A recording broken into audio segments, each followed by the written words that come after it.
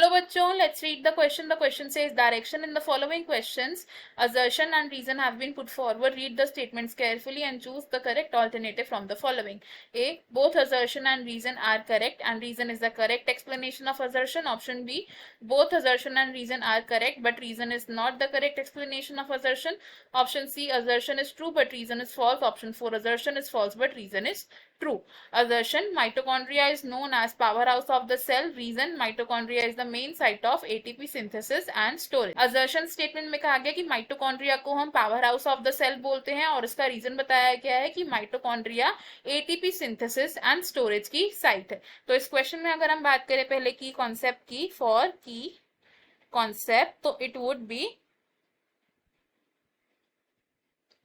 Mitochondria होता है eukaryotic cells में प्रेजेंट एक double membrane bound cell organelle. It is double membrane bound cell organelle. Mitochondria की दो मेम्ब्रेन्स होती हैं which are the outer membrane and the inner membrane. जो आउटर मेम्ब्रेन होती है ये होती है एक कंटिन्यूअस लेयर और जो इनर मेम्ब्रेन होती है ये डीप फोल्डिंग्स को प्रोड्यूस करती हैं जिन्हें हम बोलते हैं क्रिस्टे। क्रिस्टे क्या करता है? सरफेस एरिया को इंक्रीज करता है ऑफ द माइटोकॉन्ड्रिया और जो स्पेस इनर मेम्ब्रेन एनक्लोज करती है, space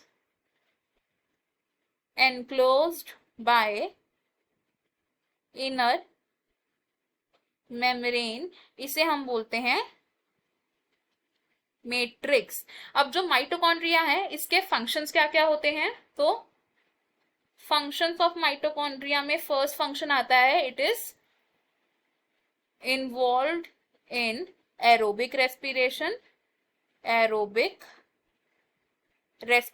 and second the most important function of mitochondria क्या है कि ये ATP की सिंथेसिस करता है।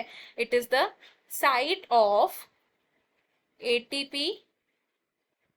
synthesis in the cell और क्योंकि ये ATP की सिंथेसिस करता है फॉर द सेल इसलिए माइटोकॉन्ड्रिया को कहा जाता है the power house of cell. अब अगर असर्शन स्टेटमेंट की बात करें तो ये हमारा करेक्ट स्टेटमेंट है। रीजन स्टेटमेंट भी करेक्ट है और रीजन असर्शन को करेक्टली एक्सप्लेन भी कर। तो फ्रॉम द गिवन ऑप्शंस हमारा जो करेक्ट आंसर है वो हो जाएगा option A, option B, option C and option D wrong होंगे। इस क्वेश्चन में हमारा फाइनल आंसर ऑप्शन ए है। I hope you have understood it well. Best of luck. Thank you.